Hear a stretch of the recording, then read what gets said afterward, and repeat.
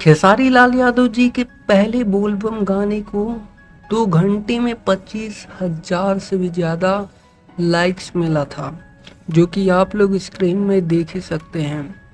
वह पवन सिंह के पहले बोलबम गाने पे मिला था 44,000 के करीब लाइक 2 घंटे में, जो कि आप लोग स्क्रीन में देख ही सकते हैं।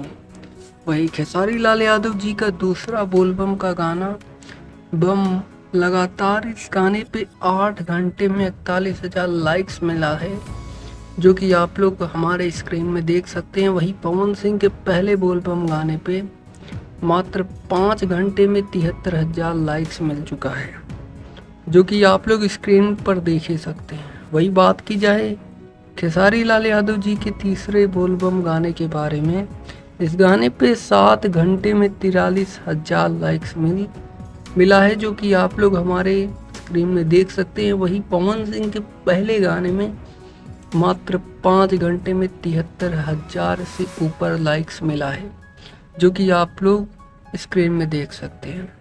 तो फिलहाल खेसारी लाल यादव जी के तीनों बोलबम गाने पर पवन सिंह का पहला बोलबम गाने पड़ गया है भारी, जो पवन सिंह का पहला गाना आया है। और आप लोग खुद देख सकते हैं पवन सिंह के गाने का लाइक और कमेंट 5 घंटे में ही सभी गाने पे भारी पड़ते हुए नजर आ रहा है।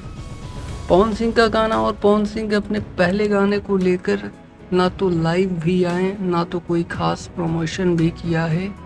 और इस गाने का रात 9 बजे इस गाने का टीजर आता है, सुबह गाने को रिलीज कर दिया जाता है। फिर भी इस गाने पे बहुत ही अच्छा रिस्पांस मिल रहा है। देखिए गाना किस तरीके का भी हो, लोगों को पसंद आना चाहिए, तभी जाकर गाना चलेगा मार्केट में। तो फिलहाल पवन सिंह का यही कंपेयर दिखाना था कि खेसारी लाल का कैसा रिस्पांस है गाने का और पवन सिंह का कैसा रिस्पांस है गाने का। तो फिलहाल इस वक्त की यही न्यूज़ आ रही है, और ऐसे ही भोजपुरी इंडस्ट्री से रिलेटेड तमाम न्यूज़ देखने के लिए आप हमारे चैनल के साथ जुड़ सकते हैं। जी धन्यवाद।